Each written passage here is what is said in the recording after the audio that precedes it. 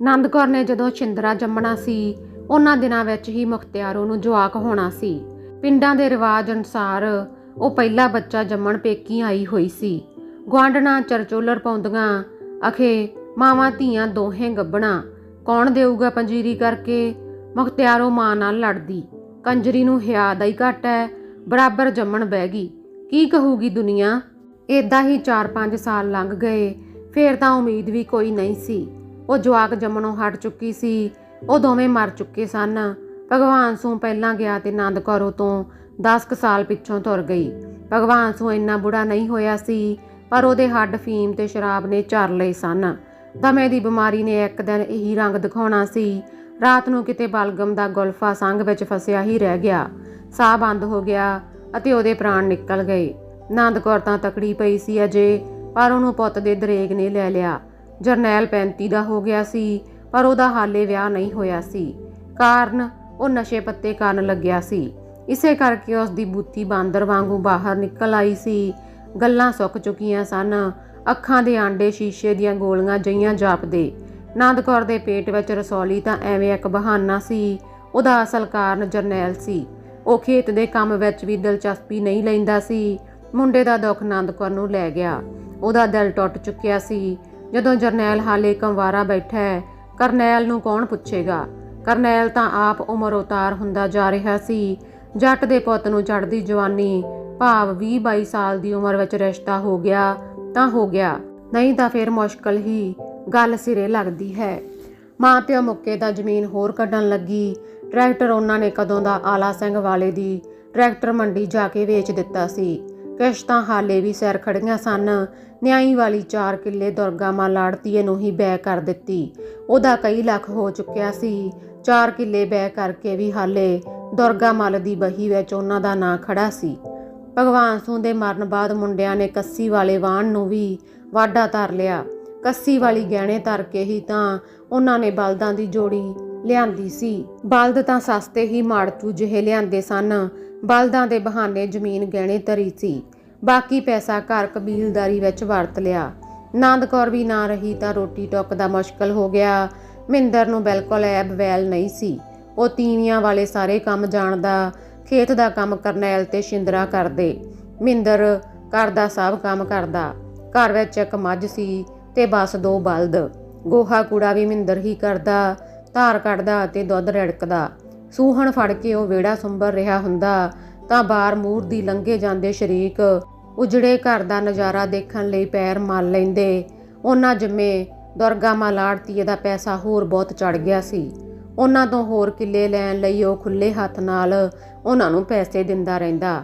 ਵਿਆਜ ਪਤਾ ਹੀ ਨਹੀਂ ਸੀ ਕਿੰਨੇ ਫੀਸਦੀ ਲਾਉਂਦਾ। ਉਹਨਾਂ ਨੇ ਵਿਆਜ ਦੀ ਦਰ ਕਦੇ ਨਹੀਂ ਪੁੱਛੀ ਸੀ। ਉਹ ਤਾਂ ਬਸ ਉਹਦੀ ਬਹੀ ਉੱਤੇ ਗੂਠਾ ਲਾਉਂਦੇ ਅਤੇ ਨੋਟਾਂ ਦੀ ਜੇਬ ਭਰ ਕੇ ਤੁਰ ਆਉਂਦੇ। ਪੈਸੇ ਲੈਣ ਵੀ ਉਹਨਾਂ ਤਿੰਨਾਂ ਭਰਾਵਾਂ ਨੇ ਮਿੰਦਰ ਨੂੰ ਹੀ ਮੋਹਰੀ ਕੀਤਾ ਹੋਇਆ ਸੀ। ਅਨਪੜ੍ਹ ਹੁੰਦਿਆਂ ਵੀ ਉਹ ਪੂਰਾ ਹਿਸਾਬੀ ਕਿਤਾਬੀ ਸੀ। ਟਰੈਕਟਰ ਦੀਆਂ ਕਿਸ਼ਤਾਂ ਵੀ ਬਾਕੀ ਸਨ। ਫਿਰ ਉਹਨਾਂ ਨੇ ਮੱਝਾਂ ਦਾ ਕਰਜ਼ਾ ਵੀ ਲਿਆ ਸੀ। ਮਕਾਨ ਪਾਉਣ ਲਈ ਅੱਡ ਲਿਆ। ਨਾ ਮਕਾਨ ਬਣਾਇਆ, ਨਾ ਕੋਈ ਮੱਝਾਂ ਖਰੀਦੀਆਂ ਸਨ। ਬੰਦਿਆਂ ਨੇ ਵੱਢੀ ਲੈ ਕੇ ਮੱਝਾਂ ਮਰੀਆਂ ਦਿਖਾ ਦਿੱਤੀਆਂ ਸਨ। ਮਕਾਨ ਕਾਗਜ਼ਾਂ ਵਿੱਚ ਹੀ ਬਣ ਗਿਆ ਸੀ। ਉਹ ਸਭ ਉਹਨਾਂ ਨੇ ਘਰ ਕਬੀਲਦਾਰੀ ਵਿੱਚ ਖਰਚ ਕਰ ਲਿਆ ਸੀ। ਹੁਣ ਉਹਨਾਂ ਕੋਲ ਸਿਰਫ 10 ਕਿੱਲੇ ਜ਼ਮੀਨ ਬਾਕੀ ਸੀ। ਬਾਕੀ ਸਭ ਗਹਿਣੇ ਟਿਕ ਚੁੱਕੀ ਸੀ। ਗਹਿਣਾ ਵੀ ਹੁਣ ਛੁੱਟਣਾ ਨਹੀਂ ਸੀ, ਬੈ ਵਿੱਚ ਹੀ ਬਦਲ ਜਾਣਾ ਸੀ। ਇਹ ਉਹਨਾਂ ਨੂੰ ਵੀ ਪਤਾ ਸੀ ਅਤੇ ਗਹਿਣੇ ਜ਼ਮੀਨ ਲੈਣ ਵਾਲੇ ਧਨੀ ਜੱਟਾਂ ਅਤੇ ਆੜਤੀਏ ਨੂੰ ਵੀ। ਜਰਨੈਲ ਦਾ ਬੁਰਾ ਹਾਲ ਸੀ। ਉਹ ਨਸ਼ੇ ਦੇ ਕੈਪਸੂਲ ਖਾਂਦਾ ਸੀ। ਤੜਕੇ ਆਥਣੇ ਤਾਂ ਖਾਂਦਾ ਹੀ ਸੀ। ਦਿਨ ਵੇਲੇ ਕਦੇ ਵੀ ਹੋਰ ਕੈਪਸੂਲ ਅੰਦਰ ਲੰਘਾ ਲੈਂਦਾ। ਕਦੇ ਕਦੇ ਤਾਂ ਇੰਨਾ ਵੱਧ ਨਸ਼ਾ ਕਰ ਜਾਂਦਾ ਕਿ ਰਾਹ ਵਿੱਚ ਹੀ ਕਿਧਰੇ ਡਿੱਗਿਆ ਪਿਆ ਹੁੰਦਾ। ਲੱਗਦਾ ਜਿਵੇਂ ਘੂਕ ਸੁੱਤਾ ਪਿਆ ਹੈ, ਪਰ ਉਹਨੂੰ ਕੋਈ ਸੁਰਤ ਨਹੀਂ ਹੁੰਦੀ ਸੀ। ਉਹਦਾ ਵਿੱਚੇ ਪਿਸ਼ਾਬ ਨਿਕਲ ਜਾਂਦਾ। ਬਹੁਤੇ ਨਸ਼ੇ ਵਿੱਚ ਉਹ ਤੋਂ ਬੋਲਿਆ ਨਹੀਂ ਜਾਂਦਾ ਸੀ। ਸਾਊ ਜਿਹਾ ਲੱਗਦਾ। ਪਰ ਜਦੋਂ ਨਸ਼ਾ ਸੂਤ ਸਿਰ ਹੁੰਦਾ, ਉਹ ਭੜਕਿਆ ਰਹਿੰਦਾ। ਗਾਲਾਂ ਕੱਢਦਾ, ਅਬਾ ਤਬਾ ਬੋਲਦਾ। ਆਪ ਗੱਲ ਕਰਕੇ ਆਪ ਹੀ ਹੱਸਣ ਲੱਗਦਾ। ਗਲੀ ਦੇ ਜਵਾਕ ਉਹਦੀ ਇਹ ਹਾਲਤ ਦੇਖ ਕੇ ਉਹਦੇ ਉੱਤੇ ਹੱਸਦੇ ਨਹੀਂ ਸਨ। ਸੁਰਤ ਜਹੀ ਵਿੱਚ ਬੋਲਦਾ, ਓਏ ਅਸੀਂ ਜ਼ਮੀਨਾਂ ਵਾਲੇ ਆ, ਹੈਗਾ ਬਥੇਰਾ ਕੁਛ, ਨਸ਼ਾ ਕਰਦੇ ਆ, ਫੇਰ ਕੀ ਹੈ। ਅਜਿਹੇ ਬੋਲ ਕਬੋਲ ਉਹ ਉਦੋਂ ਕਰਦਾ ਜਦੋਂ ਉਹਦੇ ਕੋਲ ਦੀ ਕੋਈ ਰਮਦਾਸੀਆ, ਦਰਜੀ, ਬਾਹਮਣ ਜਾਂ ਤਖਾਨ ਲੰਘਿਆ ਜਾਂਦਾ ਹੁੰਦਾ। ਇੱਕ ਦਿਨ ਕੁੱਕਰ ਦਾ ਮੁੰਡਾ ਗੇਬੂ ਸੱਥ ਵਿੱਚ ਦੀ ਲੰਘਿਆ ਜਾ ਰਿਹਾ ਸੀ। ਉਹਨੇ ਬਲਦ ਦਾ ਰੱਸਾ ਫੜਿਆ ਹੋਇਆ ਸੀ। ਬਲਦ ਕੁਝ ਢਿੱਲਾ ਸੀ। ਉਹ ਉਹਨੂੰ ਡੰਗਰ ਡਾਕਟਰ ਦੇ ਦਿਖਾ ਕੇ ਆਇਆ ਸੀ। ਹਥਾਈ ਸਾਹਮਣੇ ਪੁੰਜੇ ਹੀ ਜਰਨੈਲ ਚਿੱਤੜਾਂ ਭਾਰ ਬੈਠਾ ਨੱਕ ਵਿੱਚੋਂ ਚੂਹੇ ਕੱਢ ਰਿਹਾ ਸੀ। ਉਹਦੀ ਪੱਗ ਢਹਿ ਕੇ ਗਲ ਵਿੱਚ ਪਈ ਹੋਈ ਸੀ। ਆਥਣ ਜਿਹੇ ਦਾ ਵੇਲਾ ਸੀ। ਹਥਾਈ ਦੀ ਚੌਕੜੀ ਉੱਤੇ 5-7 ਬੰਦੇ ਬੈਠੇ ਗੱਲਾਂ ਕਰ ਰਹੇ ਸਨ। ਬਿੰਦੇ ਬਿੰਦੇ ਜਰਨੈਲ ਵੱਲ ਝਾਕਦੇ ਵੀ ਸਨ। ਕੋਲ ਦੀ ਲੰਘਣ ਲੱਗਿਆ ਗੇਬੂ ਜਰਨੈਲ ਨੂੰ ਕਹਿੰਦਾ, ਦੇਖਿਓ ਸਰਦਾਰ ਸਾਹਿਬ, ਥੋੜਾ ਜਿਹਾ ਪਰਾਂ ਹੋ ਜਾਓ, ਬਲਦ ਛੜ ਨਾ ਮਾਰੇ, ਆ ਇੱਧਰ ਹੋ ਜਾਓ। ਗੈਬੂ ਦੀ ਗੱਲ ਸੁਣ ਕੇ ਚੌਕੜੀ ਉੱਤੇ ਬੈਠੇ ਉੱਚਾ ਉੱਚਾ ਹੱਸਣ ਲੱਗੇ। ਇੱਕ ਬਿੰਦ ਤਾਂ ਜਰਨੈਲ ਭਵੰਤਰਿਆਂ ਜਿਹਾ ਬੰਦਿਆਂ ਵੱਲ ਗਰਦਨ ਮੋੜ ਕੇ ਝਾਕਣ ਲੱਗਿਆ, ਪਰ ਫੇਰ ਬੋਲਿਆ, ਓਏ ਅਸੀਂ ਜ਼ਮੀਨਾਂ ਵਾਲੇ ਆਂ, ਇਹ ਚਮਿਆਰ ਸਾਲਾ ਕੀ ਆਖ ਗਿਆ ਮੈਨੂੰ। ਬੰਦੇ ਇੱਕ ਵਾਰ ਫੇਰ ਹੱਸੇ। ਬੇਸ਼ਰਮ ਹੋਇਆ ਜਰਨੈਲ ਸਿਰ ਉੱਤੇ ਪੱਗ ਦੇ ਵਿੰਗੇ ਟੇਢੇ ਲੜ ਵਲੇਟਣ ਲੱਗਿਆ।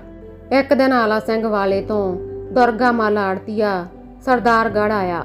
ਬੱਸਾਂ ਆਮ ਚੱਲਦੀਆਂ ਸਨ। ਉਹ ਸਵੇਰੇ ਸਵੇਰੇ ਆਇਆ ਸੀ। ਦਿਨ ਚੜ੍ਹਦੇ ਨਾਲ ਹੀ ਹੱਥ ਵਿੱਚ ਮੋਢੇ ਜਿੰਨੀ ਬੈਂਤ ਦੀ ਸੋਟੀ ਫੜੀ ਹੋਈ, ਜਿਹਦਾ ਮੁੱਠਾ ਬੜਾ ਮਜ਼ਬੂਤ ਸੀ। ਦੂਜੇ ਪਾਸੇ ਲੋਹੇ ਦੀ ਘੋਪ ਚੜੀ ਹੋਈ ਸੀ। ਦੁਰਗਾ ਮੱਲ ਨੇ ਚਿੱਟਾ ਕੁੜਤਾ ਪਜਾਮਾ ਪਹਿਨਿਆ ਹੋਇਆ ਸੀ।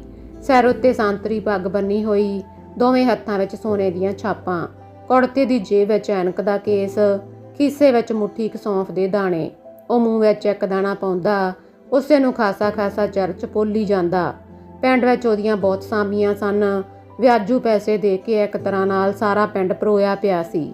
ਉਹ ਇਦਾਂ ਹੀ ਮਹੀਨੇ 2 ਮਹੀਨਿਆਂ ਬਾਅਦ ਪਿੰਡ ਦਾ ਗੇੜਾ ਮਾਰਦਾ, ਸਭ ਦੀ ਸੁੱਖ ਸਾਂਦ ਪੁੱਛ ਜਾਂਦਾ, ਮਿੱਠਾ ਬੋਲਦਾ। ਉਹਦੇ ਮਿੱਠੇ ਬੋਲਾਂ ਵਿੱਚ ਘਾਟਵੀਆਂ ਤੇ ਕੁੱਜੀਆਂ ਰਮਜ਼ਾਂ ਹੁੰਦੀਆਂ। ਸੰਦੇਹਾ ਆਉਂਦਾ ਤਾਂ ਕਿ ਲੋਕਾਂ ਦੇ ਖੇਤੀ ਜਾਣ ਤੋਂ ਪਹਿਲਾਂ ਪਹਿਲਾਂ ਉਹ ਸਭ ਨੂੰ ਮਿਲ ਸਕੇ। ਕਿਸੇ ਦੇ ਘਰ ਬਹਿੰਦਾ ਨਹੀਂ ਸੀ, ਚਾਹ ਪਾਣੀ ਵੀ ਨਾ ਪੀਂਦਾ, ਬਸ ਗੱਲਾਂ ਕਰਦਾ ਵਿਹੜੇ ਵਿੱਚ ਖੜਾ ਖੜਾ, ਅਤੇ ਖੜਾ ਖੜਾ ਹੀ ਮੁੜ ਜਾਂਦਾ। ਉਹਨੇ ਤਾਂ ਕਿੰਨੇ ਹੀ ਘਰ ਕੱਢਣੇ ਹੁੰਦੇ। ਉਸ ਦਿਨ ਭਗਵਾਨ ਸਿੰਘ ਦੇ ਘਰ ਬੈਠਣ ਆਇਆ ਸੀ। ਹਰ ਘਰ ਜਾ ਕੇ ਇਹੀ ਗੱਲ ਆਖਦਾ, ਮੈਂ ਤਾਂ ਉੱਧਰ ਆਇਆ ਸੀ ਭਗਵਾਨ ਸਿੰਘ ਦੇ। ਜਰਨੈਲ ਕਰਕੇ ਜਰਨੈਲ ਬੋਹੜ ਵਾਲੇ ਖੂਹ ਵੱਲ ਪਤਾ ਨਹੀਂ ਕੀ ਕਰਨ ਗਿਆ ਸੀ। ਰਾਤ ਨੂੰ ਉੱਠਦੇ ਹੀ ਕਿਸੇ ਵੇਲੇ ਗਿਆ ਹੋਵੇਗਾ। ਤੜਕੇ ਹੀ ਲੋਕਾਂ ਨੇ ਵੇਖਿਆ ਉਹਦੀ ਲਾਸ਼ ਖੂਹ ਦੇ ਪਾਣੀ ਉੱਤੇ ਫੁੱਲ ਕੇ ਕੁੱਪਾ ਬਣੀ ਹੋਈ ਸੀ। ਲੋਕ ਆਖ ਰਹੇ ਸਨ, ਇਹ ਤਾਂ ਕਈ ਦਿਨਾਂ ਦਾ ਭਾਣਾ ਲੱਗਦਾ ਹੈ। ਇੱਕ ਰਾਤ 'ਚ ਤਾਂ ਬੰਦਾ ਉੱਤੇ ਨਹੀਂ ਆਉਂਦਾ। ਸੜੇ ਹਾਣ ਵੀ ਦੇਖੋ ਕਿੰਨੀ ਮਾਰੀ ਜਾਂਦੀ ਹੈ। ਖੈਰ, ਲਾਸਾਂ ਵਗਾ ਕੇ ਉਹਨਾਂ ਨੇ 2 ਬੰਦੇ ਥੱਲੇ ਖੂਹ ਵਿੱਚ ਉਤਾਰੇ ਸਨ ਅਤੇ ਉਹਦੀ ਲਾਸ਼ ਬਾਹਰ ਕੱਢੀ ਸੀ, ਵੱਡੇ ਟੋਕਰੇ ਵਿੱਚ ਪਾ ਕੇ। ਸਾਰੇ ਪਿੰਡ ਵਿੱਚ ਫਿਰ ਤੁਰ ਕੇ ਉਹ ਦੇਬੇ ਦੀ ਦੁਕਾਨ ਵਿੱਚ ਆ ਬੈਠਾ। ਦੇਬੇ ਦੀ ਬਹੂ ਨੇ ਚਾਹ ਬਣਾਈ ਸੀ, ਕਰਾਰੀ ਜਹੀ, ਵਿੱਚ ਲੌਂਗ ਲੈਚੀਆਂ ਪਾ ਕੇ, ਬਹੁਤੇ ਦੁੱਧ ਵਾਲੀ। ਇਹ ਦੁਕਾਨ ਦੇਬੇ ਦੇ ਘਰ ਵਿੱਚ ਹੀ ਸੀ। ਮਕਾਨ ਦੇ 4 ਕਮਰੇ ਸਨ। 3 ਕਮਰਿਆਂ ਵਿੱਚ ਉਹਨਾਂ ਦਾ ਘਰ, ਇੱਕ ਵਿੱਚ ਦੁਕਾਨ ਸੀ। ਇਹਦਾ ਇੱਕ ਬਾਰ ਘਰ ਵਿੱਚ ਖੁੱਲ੍ਹਦਾ ਅਤੇ ਇੱਕ ਗਲੀ ਵਿੱਚ। ਦੇਬਾ ਉਰਫ ਬਲਦੇਵ ਰਾਜ ਆਪ 8ਵੀਂ ਫੇਲ ਸੀ। ਹੁਣ ਉਹਦੇ ਦੋਵੇਂ ਜਵਾਕ, ਮੁੰਡਾ ਤੇ ਕੁੜੀ, ਸਕੂਲ ਜਾਂਦੇ ਅਤੇ 6ਵੀਂ-7ਵੀਂ ਵਿੱਚ ਪੜ੍ਹਦੇ ਸਨ। ਦੁਕਾਨ ਵਾਹਵਾ ਚੱਲਦੀ ਸੀ, ਬਸ ਗੁਜ਼ਾਰਾ ਹੋ ਰਿਹਾ ਸੀ। ਆਪ ਦੇਬਾ ਜੇ ਕਦੇ ਦੁਕਾਨ ਉੱਤੇ ਨਾ ਹੁੰਦਾ ਤਾਂ ਉਹਦੀ ਤੀਵੀਂ ਸੌਦਾ ਦਿੰਦੀ। ਉਹਨੂੰ ਸਾਰਾ ਹਿਸਾਬ ਕਿਤਾਬ ਆਉਂਦਾ ਸੀ। ਫੇਰ ਵੀ ਬਾਣੀਆਂ ਦੀ ਧੀ ਸੀ। ਉਹ ਸਗੋਂ ਦੇਬੇ ਨਾਲੋਂ ਤਿੱਖੀ ਸੀ। ਘਰਾਂ ਵਿੱਚੋਂ ਦੇਬਾ ਦੁਰਗਾ ਮੱਲ ਦਾ ਭਤੀਜਾ ਲੱਗਦਾ ਸੀ। ਉਹ ਚਾਹ ਪੀ ਰਹੇ ਘਰਾਂ ਦੀਆਂ ਨਿੱਕੀਆਂ ਨਿੱਕੀਆਂ ਗੱਲਾਂ ਕਰ ਰਹੇ ਸਨ ਕਿ ਇੱਕ ਬੰਦਾ ਆਇਆ ਅਤੇ 2 ਕਿਲੋ ਗੁੜ ਤਲਵਾ ਲਿਆ, 1 ਪਾਈਆ ਖੁੱਲੀ ਚਾਹ, ਪੈਸੇ ਕਹਿੰਦਾ ਲਿਖ ਲੈ, ਫੇਰ ਦੇ ਕੇ ਜਾਊਂਗਾ। ਨਾ ਇਹ ਗੱਲ ਝੂਠੀ, 2 ਸਾਲ ਹੋ ਗਏ ਤੂੰ ਹਿਸਾਬ ਨਹੀਂ ਕੀਤਾ। ਦੇਬੇ ਨੇ ਕਰੜਾ ਹੋ ਕੇ ਅੱਖਾਂ ਕੱਢੀਆਂ। ਇਹ ਕੀ ਗੱਲ ਯਾਰ ਦੇਬਾ ਮੱਲ, ਅਸੀਂ ਪਿੰਡ ਤਾਂ ਨਹੀਂ ਛੱਡ ਚੱਲੇ, ਆਣ ਇੱਜ਼ਤ ਵਾਲੇ ਆਂ, ਜ਼ਮੀਨਾਂ ਵਾਲੇ ਆਂ, ਫੇਰ ਵੀ ਐਤਕੀ ਦੀ ਫਸਲ ਦੇ ਤੇਰਾ ਸਾਰਾ ਨਿਮੇੜ ਦੂੰ। ਉਹ ਦੇਬੇ ਦੀ ਅਗਲੀ ਗੱਲ ਸੁਣੇ ਬਗੈਰ ਦੁਕਾਨ ਦੀ ਦੇਲੀ ਟੱਪ ਗਿਆ। ਦੁਰਗਾ ਮੱਲ ਉਹਦੀ ਜਾਂਦੇ ਦੀ ਪਿੱਠ ਵੱਲ ਝਾਕਦਾ ਰਹਿ ਗਿਆ। ਚਾਹ ਦੀ ਆਖਰੀ ਘੁੱਟ ਭਰ ਕੇ ਫੇਰ ਪੁੱਛਣ ਲੱਗਿਆ, ਕਿੰਨਾ ਕੁ ਉਧਾਰ ਪੈ ਜਾਂਦਾ ਹੈ? ਉਧਾਰ ਹੀ ਉਧਾਰ ਹੈ ਸਭ ਦਾ, ਪੈਸਾ ਤਾਂ ਕਦੇ ਕੋਈ ਦੇ ਕੇ ਨਹੀਂ ਜਾਂਦਾ। ਜੱਟਾਂ ਕੋਲ ਪੈਸੇ ਹੁੰਦੇ ਵੀ ਕਦੋਂ ਨੇ, ਬਸ ਇੱਕ ਦਾਣਿਆਂ ਦੀਆਂ ਚੁੰਗਾਂ ਨੇ। ਕੋਈ ਬਹੁਤਾ ਦੇ ਜੇ, ਥੋੜਾ ਦੇ ਜੇ, ਹਾੜੀ ਸੋਣੀ ਮੁੜਦਾ ਕੁਛ? ਦੁਰਗਾ ਮੱਲ ਨੇ ਸੁਭਾਈਕੀ ਪੁੱਛਿਆ। ਅੱਧ ਮਸਾਂ ਫੇਰ ਰਹਿ ਜਾਂਦਾ ਹੈ, ਫੇਰ ਵੀ ਥੋੜਾ ਥੋੜਾ ਦੇ ਹੀ ਦਿੰਦੇ ਨੇ, ਪੂਰਾ ਨਹੀਂ ਨਿਮੇੜਦੇ। ਪੂਰਾ ਤਾਂ ਨਿਬੜਦਾ ਵੀ ਨਹੀਂ ਹੁੰਦਾ। ਪੂਰਾ ਕੋਈ ਨਿਮੇੜ ਗਿਆ ਤਾਂ ਸਮਝੋ ਗਿਆ, ਫੇਰ ਨਹੀਂ ਆਉਂਦਾ ਕੋਈ ਤੇਰੀ ਦੁਕਾਨ ਤੇ। ਦੁਰਗਾ ਮੱਲ ਨੇ ਗੁੱਜਾ ਭੇਤ ਦੱਸਿਆ। ਇਹ ਤਾਂ ਹੈ, ਦੇਬਾ ਪਹਿਲਾਂ ਹੀ ਸਭ ਜਾਣਦਾ ਸੀ। ਗੱਲਾਂ ਵਿੱਚ ਫੇਰ ਦੁਰਗਾ ਮੱਲ ਨੇ ਉਹਨੂੰ ਆਪਣਾ ਜਾਣ ਕੇ ਸੁਝਾਅ ਦਿੱਤਾ। ਤੂੰ ਇਹ ਜੱਟਾਂ ਦੇ ਉਧਾਰ ਦਾ ਕੰਜਰਖਾਨਾ ਛੱਡ ਪਰੇ, ਮੇਰੇ ਕੋਲ ਆ ਜਾ।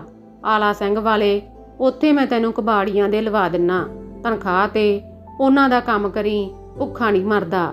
ਆਪਣੇ ਜਵਾਕ ਵੀ ਪੜ੍ਹਾ ਲਏਗਾ, ਨਾਲੇ ਚੰਗੇ ਸਕੂਲ 'ਚ ਕਿਸੇ 'ਚ।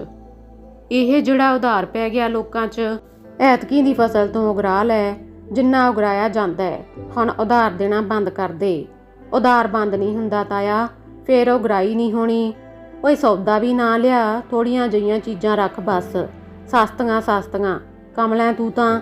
ਸ਼ਹਿਰ ਜਾਣ ਦੇ ਚਾਅ ਵਿੱਚ ਦੇਬੇ ਦੀ ਤੀਵੀਂ ਵੀ ਕੋਲ ਹੀ ਘੁੰਡ ਕੱਢੀ ਬੈਠੀ ਹੁੰਗਾਰਾ ਭਰ ਰਹੀ ਸੀ। Please like, share and subscribe.